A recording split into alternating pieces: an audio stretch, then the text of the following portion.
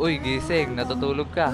马多罗汉堡，嘿，我做一些阿多罗，Uy. Uy, 多 pre. 些麦多 Mat 罗， nga subject natin ngayon eh, no? May assignment ba tayo dun?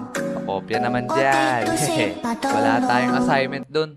Guys, nandyan na si ma'am.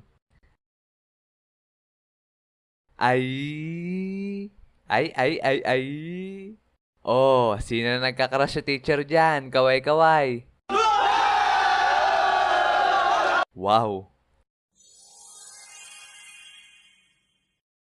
Okay, class, nakapag-ready na ba kayo ng sarili nyong isosolve na problem?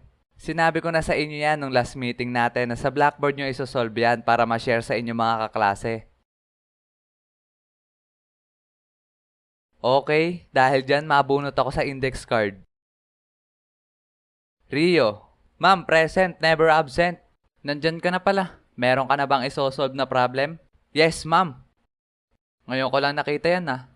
Okay, sige, simulan mo na. Eto ma'am, I. 5 plus 5, 10.